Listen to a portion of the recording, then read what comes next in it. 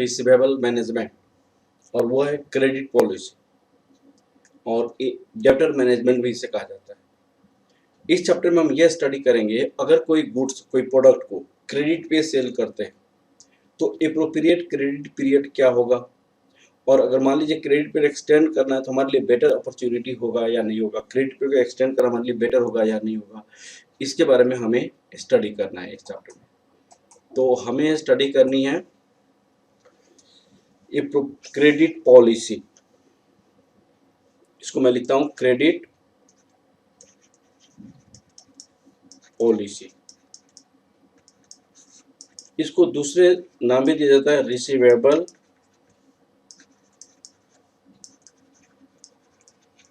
Management. इसका एक और नाम होता है डेटर मैनेजमेंट।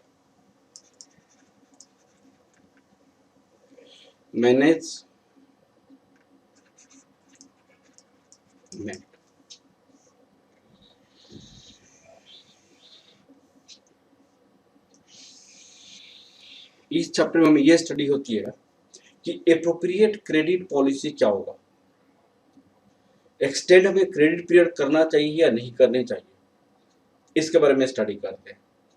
अब देखिएगा, कैश में सेल्स होता है तो सेल इंक्रीज करेगा तो प्रॉफिट इंक्रीज करेगा, लेकिन क्रेडिट पे अगर सेल करते हैं और सेल इंक्रीज करता है तो ये 100% श्योर नहीं है कि प्रॉफिट इंक्रीजिंग करेगा, क्योंकि क्रेडिट सेल्स के अगेंस्ट में बहुत ज़्यादा ऐसे एक्सपेंसेज है जो इनकर्ड होता है। क्रेडिट सेल्स के अगेंस्ट में बहुत सारा ऐसे एक्सपेंसेज जो इनकर्ड होता है, उस एक्सपेंसेज के कारण हमारी जो इंक्रीज सेल्स प्रॉफिट में इंक्रीज नहीं कर पाता है। जैसे बैड डेप्ट हो गया, कलेक्शन एक्सपेंसेस हो गया, opportunity cost on average debtors हो गया, बिल्स डिस्काउंटिंग हो गया, बिल्स ऑफ एक्सचेंज में हम बिल डिस्काउंटिंग कराते हैं, फैक्टरिंग एक्सपेंसेस हो गया, क्रेडिट एजेंसी को भी हायर करना पड़ता है उसका एक्सपेंसेस हो गया। ये बहुत सारी ऐसे एक्सपेंसेस है जिससे हम क्रेडिट सेल्स इंक्रीज करने से प्रॉफिट इंक्रीज करेगा, इसको हम श्योर नहीं कर सकते। ठीक है, तो आज हम इसी के बारे में स्टडी करेंगे। तो receivable management, receivable management is a management of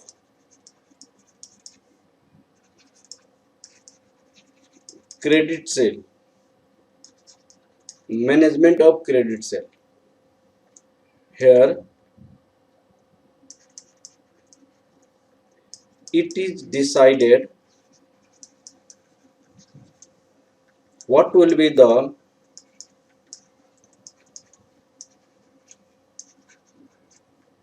appropriate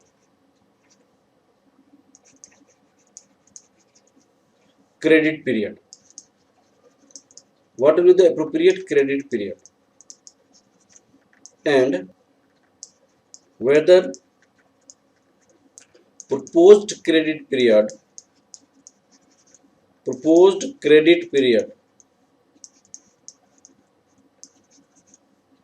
is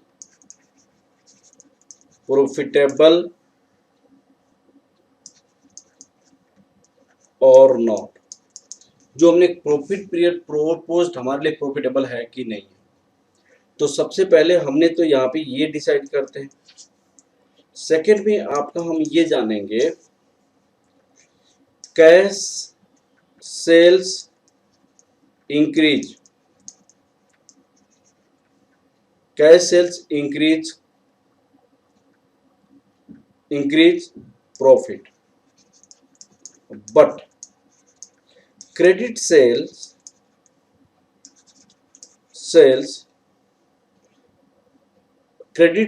may not increase profit, because there are various expenses incurred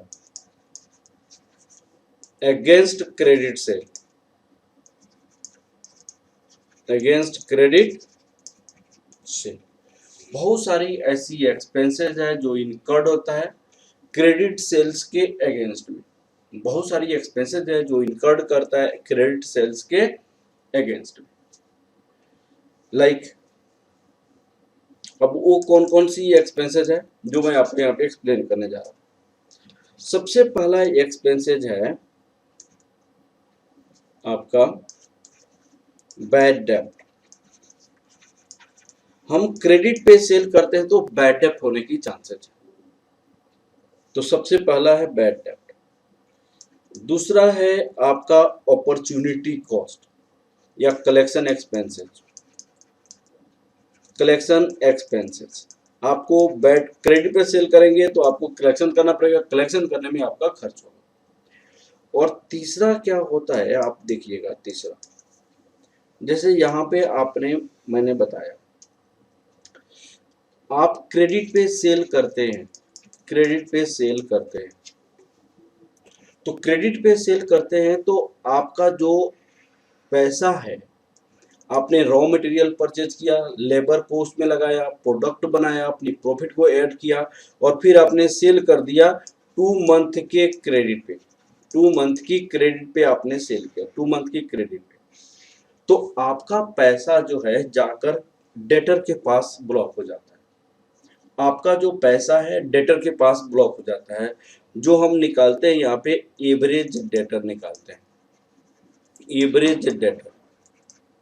अब जैसे मान लीजिए 25 लाख रुपया आपने सेल किया, ये आपका डेटर के पास चला गया और ये आपको डिवाइडेड बाई 12 इंटू मैंने क्या कर दिया 3 मंथ की क्रेडिट या 2 मंथ की क्रेडिट पे सेल किया तो कुछ ना कुछ पैसा आपका डेटर के पास चला जाएगा। तो ये पैसा जो जाएगा, मान लीजिए जितना भी पैसा हो, अगर मान लो 25 लाख का, ये पैसा जो आपके पास जाएगा रुपीज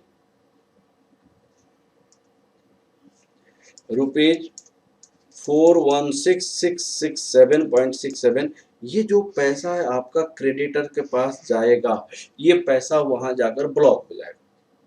तो ब्लॉक होने के बाद एवरेज डेटर का मतलब ईच एंड एवरी मोमेंट में आपका ये पैसा डेटर के पास रहेगा। तो हर एक पैसे का अपॉर्चुनिटी होता है इन्वेस्टमेंट करने का, तो हर एक पैसे का अपॉर्चुनिटी होता है, तो you are losing this opportunity. Suppose करो कि आपके पास रिटर्न ऑन इन्वेस्टमेंट कितनी परसेंट है, 10% है, तो आप इसको 10% पे इन्वेस्ट करते तो 41,667 रुपीज कमाने की एबिलिटी थी आपके पास, लेकिन आप नहीं कमा पाओगे। क्यों नहीं कमा पाओगे? क्योंकि आप क्रेडिट पे सेल किए और क्रेडिट पे सेल करने के कारण ये पैसा जाकर आपका पैसा है ब्लॉक हो गया डेटर के पास। तो तीसरा रीजन होता है opportunity cost on average debtor. Opportunity cost on average debtor. अब एक और पॉइंट होता है अपॉर्चुनिटी कॉस्ट। जैसे हम कैश में सेल करेंगे तो थोड़ा कम सेल होगा, क्रेडिट पे सेल करेंगे थोड़ा ज्यादा सेल होगा। तो क्रेडिट पे सेल करेंगे ज्यादा सेल होगा, तो ज्यादा सेल होने से क्या होगा, आपका पैसा जाकर ज्यादा प्रोडक्शन, ज्यादा रॉ मटेरियल के स्टॉक करना पड़ेगा। कैश पे सेल करेंगे तो कम, क्रेडिट पे सेल करेंगे तो ज्यादा, तो ज्यादा पैसा आपका ब्लॉक हो जाएगा और ज्यादा पैसा ब्लॉक होने से रॉ मटेरियल आपको ज्यादा खरीदना पड़ेगा, लेबर को ज्यादा पेमेंट करना पड़ेगा, स्टॉक ऑफ फिनिश गुड ज्यादा रखना पड़ेगा, डेटर ज्यादा हो जाएगा। तो ये सारे कारण आपकी वर्किंग कैपिटल इंक्रीज कर जाएगा। तो वर्किंग कैपिटल पे भी आपका अपॉर्चुनिटी कॉस्ट लगेगा। तो यहाँ पे क्या लिखेंगे, opportunity cost on working capital, cost on working capital, opportunity cost on working capital.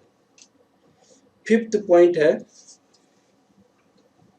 कि आपने पेमेंट कर दिया, आपने क्रेडिट पे सेल कर दिया, क्रेडिट पे सेल करने के बाद आपको पैसे की जरूरत पड़ेगी और पैसे की जरूरत के बाद अगर कस्टमर से कहोगे भाई पैसा तुरंत दे दो, तो वो पैसा आपको नहीं देगा।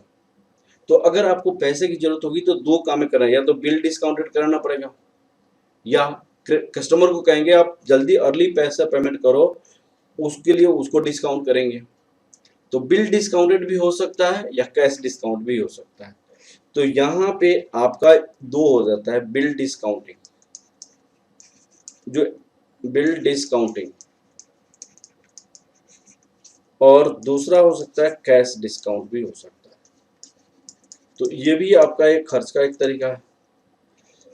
अब आप देखिए, कभी कभी हम फैक्टरिंग से पैसा कलेक्शन करते हैं, उसके बारे में हम डिटेल में स्टडी करेंगे। तो फैक्टरिंग एक्सपेंसेस हो जाता है, फैक्ट्री एक्सपेंसेस। कभी कभी क्रेडिट एजेंसी को भी हायर करना पड़ता है, उसका भी जो खर्च होता है क्रेडिट एजेंसी। क्रेडिट एजेंसी क्या होता है, आपका जो कस्टमर है प्रॉपर काम कर रहा है या नहीं कर रहा है, तो आपका जो कस्टमर है प्रॉपर है कि नहीं, अच्छा है कि नहीं, उसके नेचर में जानने के लिए आप किस एजेंसी को हायर करते हैं। वो एजेंसी आपको बताता है ये वाला आपका कस्टमर जो है प्रॉपर टाइम पे पैसा देगा या नहीं देगा, तो उसको कहते हैं क्रेडिट एजेंसी कहा जाता है, क्रेडिट एजेंसी। ये फैक्टरिंग जो एक्सपेंसेस जो है, इसके बारे में डिटेल में आपको स्टडी करनी है, बहुत अच्छा क्वेश्चन आपके एग्जाम में पूछी गई है, तो इसको हम डिटेल में स्टडी करेंगे फैक्टरिंग एजेंसी के बारे में, फैक्ट्री एक्सपेंसेस के बारे में। ये सारे खर्च लगता है before expenditure, these are the expenditure due to credit sale. तो हम इसको क्या लिख सकते हैं, expenditure against credit sale.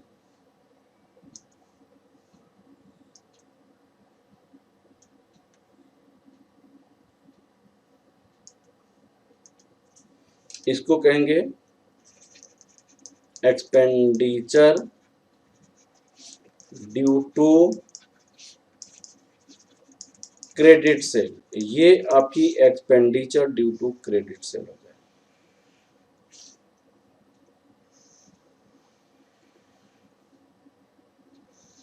This is expenditure due to credit sale. इतना हो गया। अब इसकी हम क्या करेंगे, दूसरी पॉइंट। अब हम फॉर्मेट देखेंगे, how to evaluate the credit policy. Format to evaluate credit policy, format to evaluate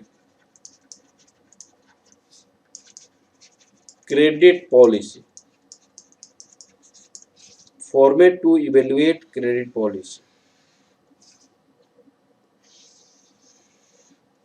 यहां पे लिखेंगे एग्जिस्टिंग पॉलिसी,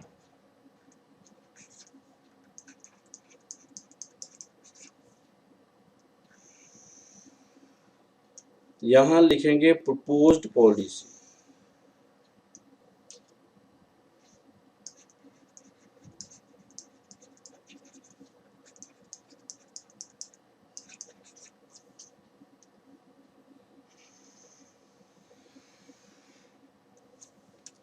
यहां पे सपोज करो 60 डेज है या 1 मंथ है, यहाँ पे सपोज करो 2 मंथ। सेल्स रिवेन्यू हम करते हैं,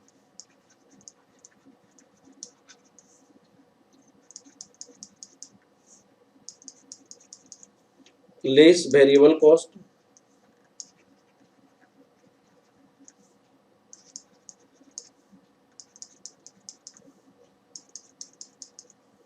less fix cost.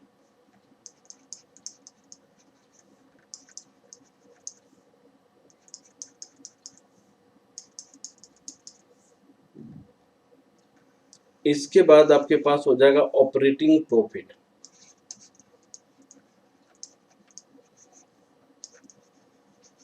Profit, operating profit को हम कह सकते हैं expenses on credit cash sales. Cash sales पे अगर करते हैं तो यही आपकी प्रॉफिट हो जाता है, ये आपका प्रॉफिट हो जाता है एक्सपेंसेज ऑन क्रेडिट सेल्स। अब देखिए, इसके बाद हमारी ये कैलकुलेशन होता है एवरेज डेटर्स का। एवरेज डेटर्स, एवरेज डेटर्स में हम क्या लिखते हैं, variable cost plus fix cost यहाँ पे 360 या 12 मंथ या समथिंग पीरियड, यहाँ पे 12 इंटू पीरियड, तो ये आ जाएगा। अब क्वेश्चन आप पूछ सकते हैं मुझसे, सर आपने क्यों सिर्फ वेरिएबल कॉस्ट फिक्स कॉस्ट लिया हुआ है, आपने सेल्स पे क्यों नहीं निकाला है एवरेज डेटर? तो हम अपॉर्चुनिटी कॉस्ट की पॉइंट ऑफ व्यू से हम एवरेज डेटर निकाल रहे हैं। अपॉर्चुनिटी कॉस्ट का मतलब क्या होता है? अगर आप प्रोडक्ट नहीं बनाते और प्रोडक्ट को कहीं दूसरी जगह सेल इन्वेस्ट, प्रोडक्ट नहीं बनाकर आप कहीं दूसरी जगह इन्वेस्ट करते तो कितना पैसा आप कमा लेते उस अपॉर्चुनिटी कॉस्ट के पॉइंट ऑफ व्यू से। तो प्रोडक्ट नहीं बनाते तो प्रॉफिट तो होता ही नहीं। तो जो आप इन्वेस्ट कर सकते थे वो क्या इन्वेस्ट कर सकते थे? सिर्फ वेरिएबल कॉस्ट इन्वेस्ट कर सकते थे और फिक्स कॉस्ट इन्वेस्ट कर सकते थे। अगर प्रोडक्ट नहीं बनाते तो क्या इन्वेस्ट कर सकते थे? तो सिर्फ वेरिएबल कॉस्ट इन्वेस्ट कर सकते थे और फिक्स कॉस्ट इन्वेस्ट कर सकते थे, उसके अलावा दूसरा कुछ भी इन्वेस्ट नहीं कर सकते थे। तो इसीलिए अपॉर्चुनिटी कॉस्ट की पॉइंट ऑफ व्यू से, अपॉर्चुनिटी कॉस्ट के पॉइंट ऑफ व्यू से हमेशा average debtors cost of sale पे निकालते हैं, हमेशा कॉस्ट ऑफ सेल तक निकालते हैं, that is variable cost plus fix cost. अगर कॉस्ट नहीं दिया तो सेल्स पे भी निकालते हैं, लेकिन आपको ज्यादा बेटर होता है कि variable cost plus fix cost पे निकालते हैं। क्लियर है बेटा? अब चलिए, ये वाला पॉइंट हमारे पास क्लियर हो गया, ठीक है। ये हमारा, अब यहां पे हम क्या लिखते हैं, less expenditure due to credit sale, due to credit sale, less expenditure due to credit sale. तो sir expenditure due to credit sale में क्या क्या आएगा? Less expenditure due to credit sale, तो ये मैंने जो पिछले मैंने कब लिखा है, बैड डेप्ट, ये भी एक expenditure due to credit sales है। फिर कलेक्शन एक्सपेंसेस, ये भी expenditure due to credit sale है। Opportunity cost on average debtor, opportunity cost on working capital, bill discounting, cash discounting, factoring expenses, this all are the expenditure due to credit sales है। तो यहाँ पे जो भी आपके पास आएगा वो आप एक्सपेंडिचर करेंगे, और that is the part B, वो उसको हम बी पार्ट कहेंगे। अब देखिए ये पार्ट आपका खत्म हो गया। इसके बाद net profit on credit sale, net profit on credit sale, credit sale पे नेट प्रॉफिट क्या होगा? तो that you will subtract A minus B, जो भी expenditure due to credit sale आएगा उसको आप माइनस करेंगे, और माइनस करने के बाद अगर आपकी प्रॉफिट इंक्रीज कर गया, माइनस करने के बाद अगर आपकी प्रॉफिट इंक्रीज कर गया तो भाई हम इंक्रीज करेंगे, अगर प्रॉफिट इंक्रीज नहीं किया तो हम एग्जिस्टिंग पॉलिसी को ही कंटिन्यू करेंगे, ठीक है। अगर प्रॉफिट इंक्रीज करेगा तो हम इंक्रीज करेंगे, अगर प्रॉफिट इंक्रीज नहीं किया तो हम कंटिन्यू वही करेंगे। क्लियर है बेटा? तो हम इस क्वेश्चन पे एक एग्जांपल देना चाहते हैं, उस एग्जांपल के बेसिस पे हम आगे बढ़ेंगे। Example,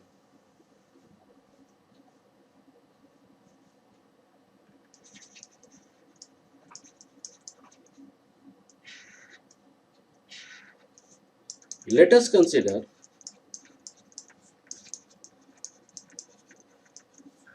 a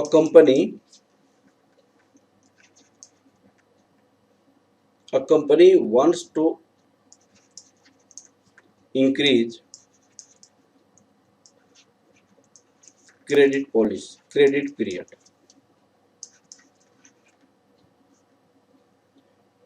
credit period, period as credit period, current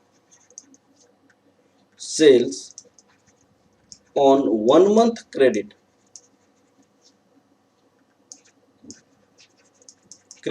is 24,000 units, 24,000 units.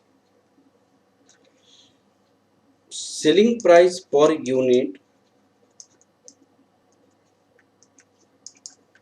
rupees 10. Variable cost per unit rupees 7. Fixed cost rupees 40,000. Proposed credit period. Proposed fix cost this bad डेप्ट आपको मान लो यहाँ पे कितना बैड डेप्ट 1%, बैड डेप्ट 1% और collection expenses rupees 3,000. proposed credit period proposed credit period proposed credit period 3 month है या 2 month रख दीजिए 2 मंथ सेल्स इंक्रीज बाय 10%. 2 महीना करते ही सेल्स आपको 10% इंक्रीज कर जाएगा बट आपका बैड डेप्ट इतना हो जाएगा sales increase by 10%. Variable cost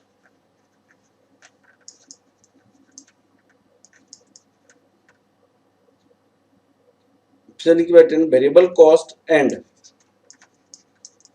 fixed cost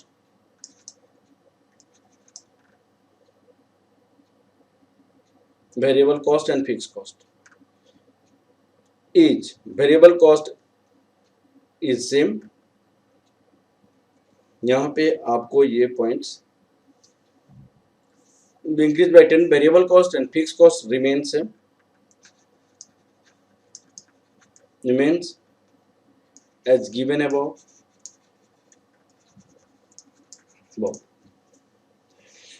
Average cost per unit given above. Average cost हाँ जी ठीक है ना इसके बेसिस पे दिया गिवन अबव. बैड डेप्ट कितना हो गया बैड डेप्ट 5%. Collection expenses 8,000. Return on investment 20%. Evaluate proposed credit period proposed credit period proposed credit period को आपको क्या करनी है इवेल्युएट करनी है ठीक है. अब आप देखिए यहां पे हम क्या करेंगे सबसे पहले लिखेंगे evaluation of credit period evaluation of proposed credit period credit period evaluation of proposed credit period. यहां पे 2 केसेस है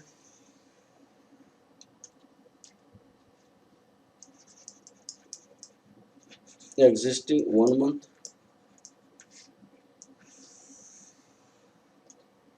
proposed 2 month.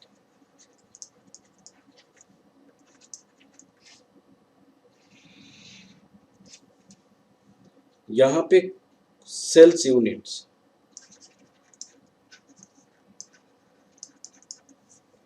पहले में 24,000 था और दूसरे में कितना था प्रपोज्ड में 24,000 तो था लेकिन 10% से इंक्रीज कर गया तो 26,400 हो जाएगा ठीक है. तो यहाँ पे 26,400 हो जाएगा यहाँ पे.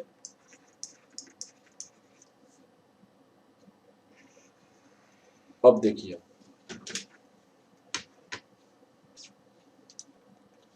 यहाँ sales revenue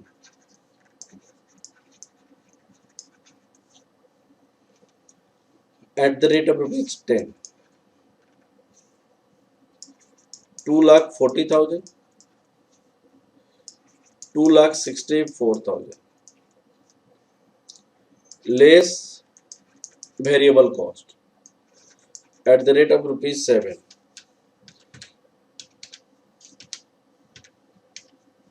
1,68,000।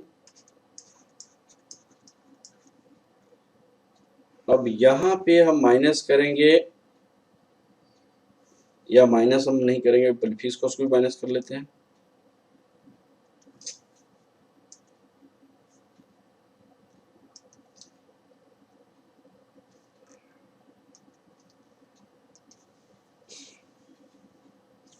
Fix cost minus कर देंगे, लेस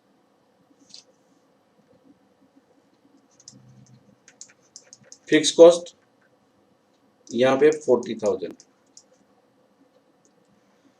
अब यहां लिखेंगे operating profit, operating profit.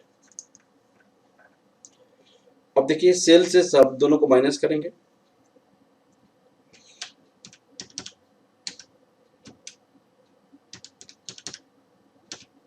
$32,000। Operating profit हमारे पास 32,000 हो, ये हम मान लेते हैं A. This is your operating profit, this is the A. अब इसके बाद हम निकालेंगे एवरेज डेटर्स।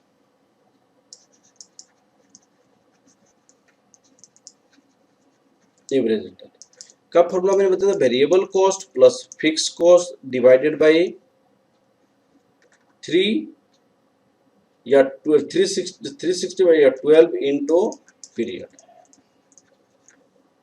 तो 168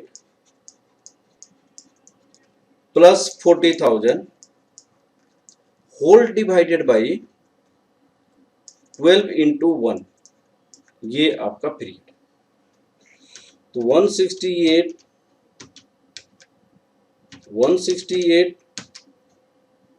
प्लस 40,000 डिवाइड बाई 12 कितना हो जाएगा, 17,333। ये हो गया एवरेज डेटर्स हो गया। अब हम क्या करेंगे, यहाँ पे excess expenditure due to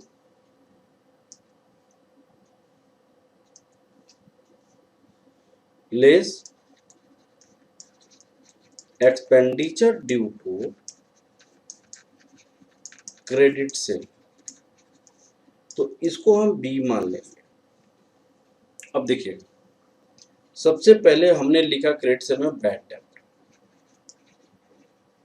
bad डेप्ट इसमें 1% है तो सेल पे निकलता है, तो 1% है तो इसका कितना निकलेगा, 2400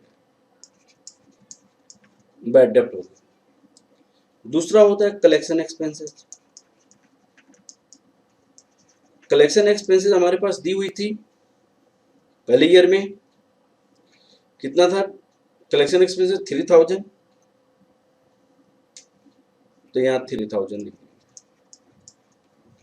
अपॉर्चुनिटी कॉस्ट यहाँ पे कितनी है, opportunity cost on average debtors 20% of जो डेटर 70,333 इंटू 0.2 3467। अगर मान लो प्रपोज्ड कैपेसिटी पे, प्रपोज्ड सेल पे अगर वर्किंग कैपिटल इंक्रीज किया बाई 10,000, अगर वैसा होता तो, अगर यहाँ पे एक और इंफॉर्मेशन होता, working capital increases on proposed policy by 10,000, तो इस पे भी हम क्या करते, आपको अपॉर्चुनिटी कॉस्ट निकालते। तो हम यहाँ पे क्या करते, opportunity cost on working capital भी करते, opportunity cost on increase working capital, तो क्या करते हैं 20% ऑफ 10,000 यहाँ पे आता है, यहाँ पे आता है 2000 हो जाता, 20% ऑफ 10,000 नेट प्रॉफिट यहाँ पे लिखते हैं। यहाँ पे आपके पास नेट प्रॉफिट आता है। अब आप कल देखिएगा ये, तो नेट प्रॉफिट ए माइनस बी हो जाता है, that is the net profit. Net profit हमारे पास क्या होगा, ए माइनस बी। यहाँ पे ए माइनस बी, जो कैश सेल्स में प्रॉफिट हुआ वो इसमें बी में जो सारी पॉइंट्स है। तो भाई साहब 32,000 प्रॉफिट था, माइनस 2400 कर दिया, माइनस 3000 कर दिया, माइनस 3467 कर दिया। तो यहाँ पे आपके पास जो प्रॉफिट आएगा 23,133 हो। अब हम क्या करेंगे, प्रपोज पीरियड का निकालते हैं। हम देखिएगा 264 यहाँ पे निकालते हैं। जैसे सबसे पहले वेरिएबल कॉस्ट है 26,400 इंटू 7 कर देंगे, तो कितना हो जाएगा यहाँ पे 184,800 प्लस 40,000। फिक्स कॉस्ट तो सेम होगा, प्लस 40,000 माइनस 264 39,000 यहाँ पे हो जाएगा 39,200। अब एवरेज डेटर कितना आ गया यहाँ पे देखिएगा 184,800 प्लस 40,000 डिवाइडेड बाई 12 इंटू 2 कर देंगे। 184,800 प्लस 40,000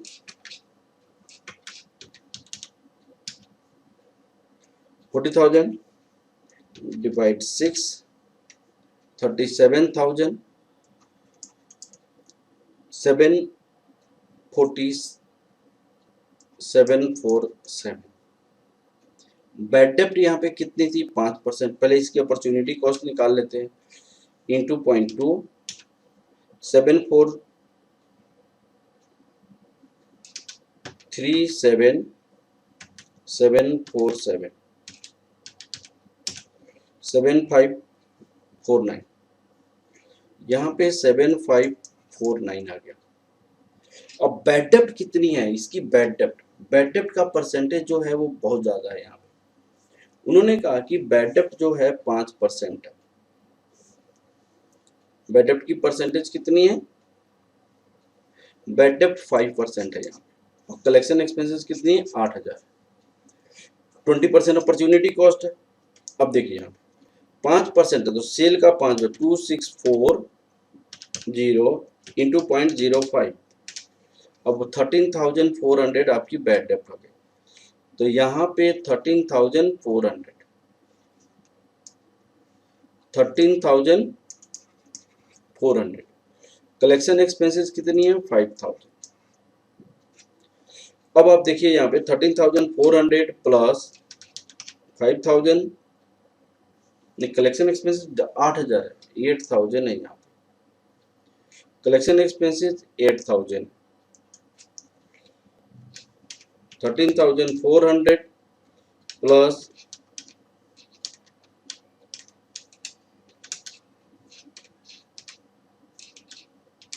13,400 प्लस 8,000 7549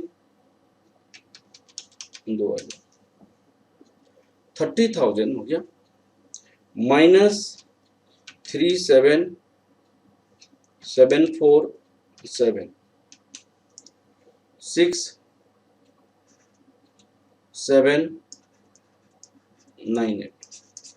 अब बताइए प्रॉफिट किस में ज्यादा है, ऑफ कोर्स एग्जिस्टिंग पॉलिसी में प्रॉफिट 23,000 है, हमने नया इंक्रीज किया क्रेडिट पीरियड, हमने सेल्स भी इंक्रीज किया, ओवरऑल हमारी प्रॉफिट क्या कर गया, डिक्रीज कर गया। तो कौन सा बेटर अपॉर्चुनिटी है, हमारी एग्जिस्टिंग वाली बेटर अपॉर्चुनिटी है। ठीक है, तो हम यहाँ पे क्या लिखेंगे, profit as per existing credit period. Decision हम क्या लिखेंगे,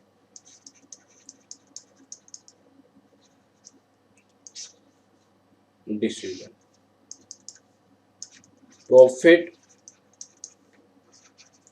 as per existing credit period is more than proposed credit period. Proposed credit period. Hence, it is better to continue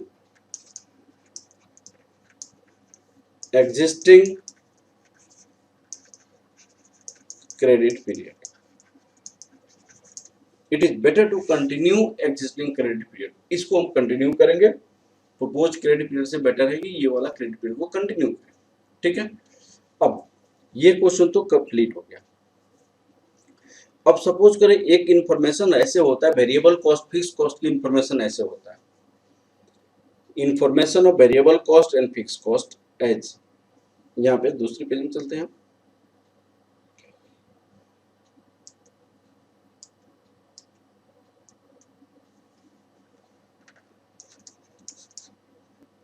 information about variable cost and fix cost is given as, information about variable cost and fix cost is given as. कैसे given होता है, ये वाला देखिए, इन्होंने कहा on production unit, on production unit, on production unit 20,000, average cost is rupees 10 per unit, 10 per unit, but and variable cost per unit is rupees 7। अब यहाँ पे फिक्स कॉस्ट तो नहीं दिया हुआ, अब फिक्स कॉस्ट नहीं दिया हुआ, लेकिन यहाँ पे प्रोडक्शन यूनिट 20,000 की इंफॉर्मेशन दी हुई, यहाँ पे प्रोडक्शन यूनिट 20,000 की इंफॉर्मेशन दिया हुआ है। तो ये 20,000 यूनिट पे आपका एवरेज कॉस्ट 10 है और वेरिएबल कॉस्ट क्या है, 7 है। तो इस केस में हम क्या करते हैं कि एवरेज कॉस्ट और वेरिएबल कॉस्ट के बीच में जो डिफरेंस होता है, एवरेज कॉस्ट और वेरिएबल कॉस्ट के बीच का जो डिफरेंस होता है वो आपका फिक्स कॉस्ट पर यूनिट होता है।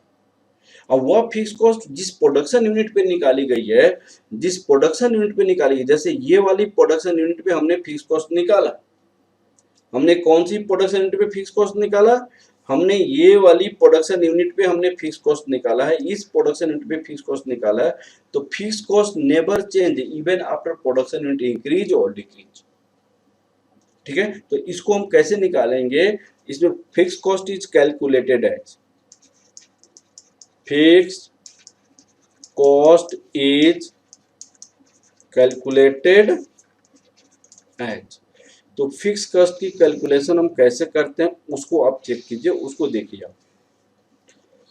तो यहां पे लिखेंगे fix cost per unit, fix cost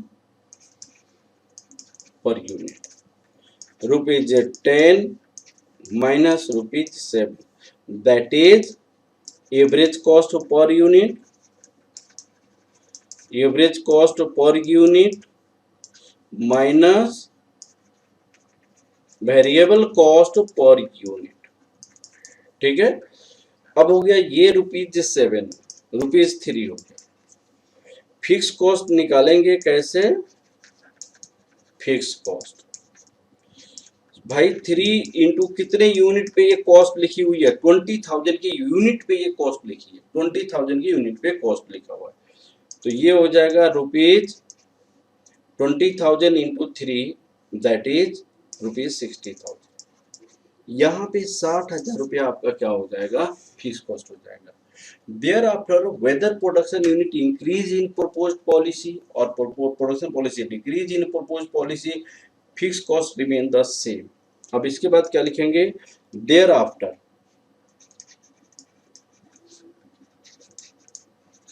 whether production unit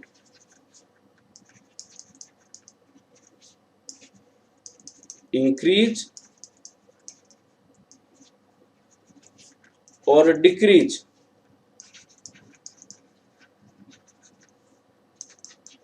fixed cost means same. Fixed whether production unit increase or decrease, fixed cost remains same under proposed production unit. Proposed production under proposed production unit. Clear है बेटा, ये आपको mind में रखना पड़ेगा, ये वाला point आपको माइंड में रखना पड़ेगा। बाकी बहुत ही इजी टॉपिक है, बाकी ऐसे ऐसे क्वेश्चंस बहुत आएगा। हम कुछ क्वेश्चन देखते हैं, आपकी बुक का एक दो क्वेश्चंस हम करते हैं, ठीक है। यही कंसेप्ट है हमारे पास। ये रिसीवर मैनेजमेंट,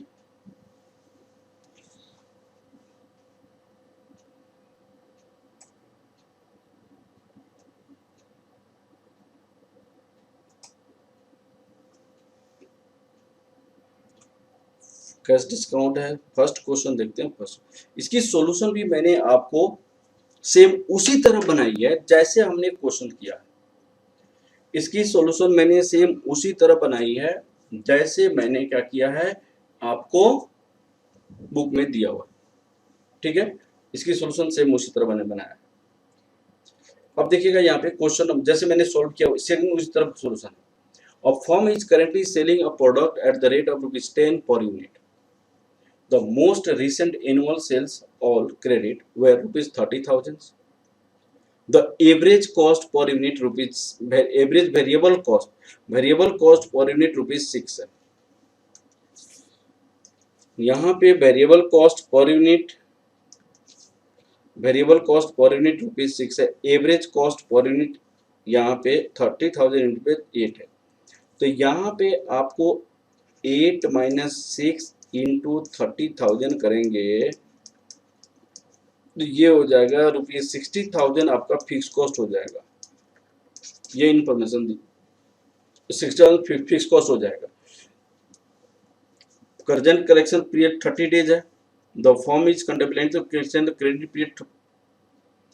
पीरियड एक्सटेंड करेगा, जिससे 15% सेल्स इंक्रीज कर रहा है। अब वो 45 डेज करना, 30 डेज से 45 डेज करना चाह रहा है। अब इसमें आपका वर्किंग कैपिटल भी 10,000 से इंक्रीज कर रहा है, ठीक है। तो इस क्वेश्चन को बनानी है। सेल आपका 15% से इंक्रीज हो रहा है, तो यहाँ पे देखिए आपका यहाँ पे 30 डेज है, 45 डेज है। सेल्स 15% इंक्रीज किया। Sales, variable cost, fix cost, operating cost यहाँ पे आ गया आपका ये। इसके बाद प्रॉफिट निकल गया, प्रॉफिट इंक्रीज कर गया, इसीलिए हमारे पास क्या होगा, हम प्रपोजल को एक्सेप्ट करेंगे। कैश डिस्काउंट की कंसेप्ट थोड़ी सी हम बाद में पढ़ेंगे। यहाँ पे क्रेडिट पीरियड, ये भी क्वेश्चन एग्जैक्टली सेम उसी तरीका की है जैसे मैंने एग्जांपल दी है। इस क्वेश्चन में क्या है, कस्टमर को 30 डेज की क्रेडिट दिया जा रहा है, लेकिन वह कस्टमर पैसा की पेमेंट 30 डेज जब देते हैं तो 45 डेज में करता है। जब 60 डेज प्रपोज किया गया तो वो कस्टमर 75 डेज में पैसा पेमेंट करता है। अब उस केस में आपको क्या करनी है, क्रेडिट पीरियड निकालनी है। इवन इफ उनको 30 डेज पे दिया गया, ये 30 डेज के लिए दिया गया, तो 45 डेज में पेमेंट करता है। और जब 60 डेज के लिए दिया जाता है वो 75 डेज में पैसा पेमेंट करता है, बाकी सारी क्वेश्चन में वही है, दूसरा कुछ डिफरेंस नहीं। तो भाई लॉजिकली सोचिए कि आपका पैसा ब्लॉक कितने दिन हो जाता है, तो आपका पैसा जो ब्लॉक होता है वो 30 डेज नहीं 45 डेज होता है, तो एवरेज डेटर जो निकलेगा 45 डेज पे निकलेगा। एवरेज डेटर कितने पे निकलेगा? 45 डेज पे निकलेगा। नेक्स्ट केस में आपका पैसा ब्लॉक 75 डेज जब हो जाता है, तो आपका पैसा इस केस में 75 डेज होता है, तो एवरेज डेटर इस केस में 75 पे निकलेगा। ये क्लियर है? तो ये वाली पॉइंट्स हमने क्या किया आपको बताया अभी, ठीक है। इसके बाद हम आगे की ओर बढ़ते हैं, कलेक्शन पॉलिसीज। तो क्या होता है, कभी कभी कलेक्शन पॉलिसीज भी बहुत आसान है। क्या होता है, कंपनी क्या करती है, कभी कभी टाइट कलेक्शन पॉलिसी करती है, कभी कभी लिबरल कलेक्शन पॉलिसी करती है। टाइट कलेक्शन पॉलिसी होता है तो जेन्युइन कस्टमर जो होता है आपसे कंटिन्यू रहता है, लेकिन जो डिफॉल्टर कस्टमर्स होते हैं वो आपका सेल करने से, वो आपके व्यवहार से, और आप टाइट करते हैं तो वो दूसरी जगह परचेज करना शुरू कर देते हैं, तो यू विल लूज कस्टमर्स। इस केस में क्या होता है, कस्टमर को कुछ लूज करें, लेकिन आपकी जो बैड डेप्ट है, बैड डेप्ट्स है, वो बैड डेप्ट्स क्या हो जाता है, आपका कुछ बच जाता है। देखिए अब उस टाइप की क्वेश्चंस है, यहाँ पे क्वेश्चंस क्या है, और firm is contemplating the strict collection policy, the following details are available at present the firm is selling 36,000 unit at a credit 32, ये 36,000 सेल कर रहा है 32 पे, the variable cost 25, average cost 29, तो वहीं 29 और 35 दिया हुआ है, तो दोनों के बीच की डिफरेंस 4 पे आ गया। 4 इंटू 36 मल्टीप्लाई करेंगे 144 आपका फिक्स कॉस्ट हो जाएगा। उन्होंने कहा एवरेज कलेक्शन पीरियड 58 डेज है, एवरेज जो कलेक्शन पीरियड है वो कितने दिन का है, 58 डेज है। The collection expenses amounted rupees 10,000, collection expenses 10,000, bad debt 3%। If the collection procedures are tightened, additional collection charges will 20,000। Collection policy को टाइट करेंगे तो एडिशनल कलेक्शन चार्जेज, जैसे पहले आपके पास कलेक्शन कितना होता था, पहले आपके पास यहाँ पे पहले आपको कितने दिन में, सबसे पहले तो हम यहाँ पे वेरिएबल कॉस्ट, एवरेज कॉस्ट कितना है, ये 25 है, इंटू 36 करके हम क्या निकाल लेंगे, फिक्स कॉस्ट निकाल लेंगे 1,44,000, 1,44,000 हमारे फिक्स कॉस्ट हो जाएगा, ठीक है, 1,44,000 हमारी फिक्स कॉस्ट हो जाएगी।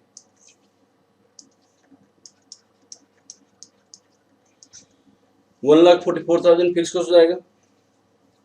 अब हमारे एडिशनल कलेक्शन एक्सपेंसेस 20,000, इसका मतलब क्या है, 10,000 तो पहले ही कलेक्शन एक्सपेंस हो रहा था, 20,000 और, तो कलेक्शन एक्सपेंसेस आपका कितना हो जाएगा, 10,000 प्लस 20,000, आपकी 30,000 कलेक्शन एक्सपेंसेस हो जाएगा। लेकिन बैड डेट जो पहले 3% होता था, अब बैड डेट डिक्रीज करके 1% हो जाएगा। कलेक्शन पीरियड जो कलेक्शन जो पहले 58 डेज में कलेक्शन करते थे वो डिक्रीज करके 40 दिन हो जाएगा, 40 दिन। और आपकी सेल्स जो डिक्रीज करेगा, कितना से डिक्रीज करेगा, 500 यूनिट से आपका सेल डिक्रीज करेगा। तो इस केस में बताइए हम इस पॉलिसी को फॉलो करें या नहीं करें। तो इस केस के लिए हमें क्या करना पड़ेगा, यहाँ पे बताई गई है 36,000, 35,500, 500 डिक्रीज कर गया, कलेक्शन एक्सपेंस 10,000 प्लस 30,000, बैड डेप्ट हो गया 58। अब सेम उसी तरह आपको क्या करनी है, इवैल्यूएशन करनी है, जैसे और बनाई हुई है क्वेश्चन यहाँ पे, कुछ हो सकता है कि कैलकुलेशन मिस्टेक होगा, बाकी इस तरीका से यही, ठीक है, सेम तरीके से हमारा बनता चला जाएगा। अब देखिए फैक्टरिंग की कलेक्शन को हम बाद में करेंगे, फैक्टरिंग। अब देखिए ये 7 नंबर क्वेश्चन है, ये है फैक्टरिंग एजेंसी के बारे में, फैक्टरिंग एजेंसी के बारे में इवैल्यूएशन करनी है। ये करीना कपूर की कंपनी है, वह जितना सेल करती है उसका 10% कस्टमर डिफॉल्टर है, बैड डेप्ट्स है। अब 10% कस्टमर डिफॉल्टर्स है, वो बड़े परेशान है। वह चाहती है कि कोई ऐसी एजेंसी हो जो मुझे पोटेंशियली बैड डेप्ट वाली कस्टमर जिसका नेचर खराब हो वैसी कस्टमर को फाइंड आउट करे ताकि उसको मैं सेल नहीं करूं। तो उसको फाइंड आउट करने के लिए उसे क्रेडिट एजेंसी को हायर करती है। और वो क्रेडिट एजेंसी को हायर करके वो क्या फाइंड आउट करती है, वो फाइंड आउट करती है कि कुछ कस्टमर ऐसा है जो कि पोटेंशियली बैड डेप्ट है, वो खराब। लेकिन क्रेडिट एजेंसी जब हायर करने के बाद 2,50,000 रुपया उसका क्या है चार्जेज क्रेडिट एजेंसी को हायर करने के लिए। एक तो आपका 20% कस्टमर सेल कम करेंगे तो आपका सेल भी कम हो जाएगा। तो आपको ये डिसीजन लेना है कि क्या क्रेडिट एजेंसी की बातों को माना जाए या नहीं माना जाए। क्रेडिट एजेंसी की बातों को मानकर हम आगे बढ़े या न बढ़े। तो एग्जिस्टिंग पॉलिसी हमारे पास उसी को कंटिन्यू करेंगे, क्रेडिट एजेंसी की खर्चेज को हम लेकर आगे बढ़ेंगे, दोनों की इवेल्युएशन करेंगे। इवेल्युएशन के बाद जिसमें प्रॉफिट ज्यादा होगा उस पॉलिसी को क्या करेंगे, हम फॉलो करेंगे। क्लियर है? अब देखिए इस क्वेश्चंस में देखिएगा,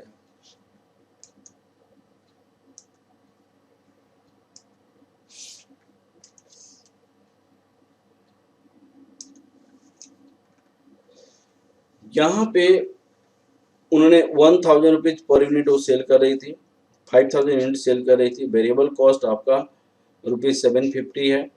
2 मंथ क्रेडिट पीरियड है, 2 महीना क्रेडिट पीरियड है to the granted. The estimated 10% customer will default, bad डेप्ट उनका 10% है। Other will pay interest rate that is return on investment निकालने के लिए 15% दिया हुआ है। A credit agency offered the company a system which is claimed can help identify possible bad debt. Credit से कहता है कि सर मैं आपकी पॉसिबल बैड डेप्ट को बता दूंगा और उस कस्टमर को आपको छोड़ देना पड़ेगा, सेल नहीं करना पड़ेगा।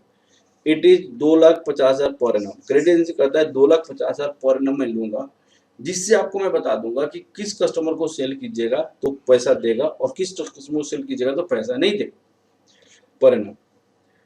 20% customer are being potential bad debts. उन्होंने क्रेडिट एजेंसी कहता है कि 20% आपका कस्टमर ऐसा है जो कि बैड डेप्ट्स है, उसको इवेल्युएशन करना पड़ेगा, उसको फाइंड आउट करना पड़ेगा। अब इस केस में ऐसी कस्टमर को एक्सेप्ट किया जाए या नहीं किया जाए। अब इसके लिए आपके पास जो यहाँ पे दिया हुआ है existing customer 30 days, propose 45 days, ये 50,000 यूनिट, 5,000 यूनिट एक्चुअली था, 5,000 यूनिट, और दिस इज 5,000 यूनिट्स।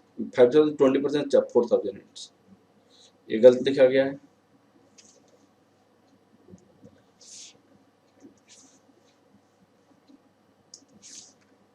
यहाँ पे ये 5,000 यूनिट्स है, ये भी 5,000 यूनिट्स है। 2 महीना सेल्स 1,000 रुपए की रेट से, वेरिएबल कॉस्ट इसके रेट से, ये प्रॉफिट आ गया। अपॉर्चुनिटी कॉस्ट एवरेज डेटर से आ गया। एवरेज डेटर के बाद less expenses due to this, opportunity cost, bad डेप्ट, क्रेडिट फी, यहाँ पे नहीं होगा क्रेडिट फी और यहाँ पे होगा नेट प्रॉफिट, इतना से प्रॉफिट इंक्रीज कर गया। तो यहाँ मैंने 4,000 यूनिट सेल करके हमने ज़्यादा प्रॉफिट कमाया, यहाँ 5,000 यूनिट सेल करने के बावजूद भी हम कम प्रॉफिट कमा रहे थे। तो इसीलिए हमारे पास डिसीजन क्या होगा कि एग्जिस्टिंग पॉलिसी को कंटिन्यू नहीं करेंगे और प्रपोज पॉलिसी जो क्रेडिट एजेंसी की बातें हैं उसको मानकर हम कंटिन्यू करेंगे। इस टाइप की क्वेश्चंस है, ये क्वेश्चन आप कर सकते हैं। दूसरा ये वाला क्वेश्चन तो बहुत ही आसान है, क्वेश्चन नंबर 8। इस क्वेश्चन को मैं बाद में बनाऊंगा, नेक्स्ट क्लासेस में इसको करने के लिए। नेक्स्ट क्वेश्चन जो है क्वेश्चन नंबर 8 को मैं नेक्स्ट क्लास में बनाऊंगा। क्वेश्चन नंबर 9 बहुत आसान क्वेश्चन है, इस क्वेश्चन को डिस्कस कर लीजिए, आप लोग खुद कर लीजिएगा। सॉल्यूशन दी हुई है। ABC Limited is examining questions or relaxing the policy. It is seen that 20,000 units at a price of ₹100 per unit, variable cost 88, average cost 92, ये तो मैं ऑलरेडी डिस्कस कर चुका हूँ। The sales on credit, average collection period 36 days, relaxing its sales increase by 10% और average collection period 60 days हो जाता है। 15% रिटर्न ऑन इन्वेस्टमेंट है, एग्जैक्टली 10 सिंगल क्वेश्चन है, बहुत ही आसान क्वेश्चन है। सबसे पहले आपका सेल्स यहाँ पे हो जाएगा 20,000 इसका रेट था, ये हो जाएगा वेरिएबल कॉस्ट, हो जाएगा फिक्स कॉस्ट, हो जाएगा एवरेज डेटर, हो जाएगा less opportunity cost. This a very easy question, very easy question. तो ये क्वेश्चंस आप, इतने क्वेश्चंस को आप क्या करेंगे, प्रैक्टिस करेंगे। नेक्स्ट क्लासेस में हम आपको क्या करेंगे, कैश डिस्काउंट और कुछ और क्वेश्चन पे डिस्कस करेंगे। Okay, thank you class.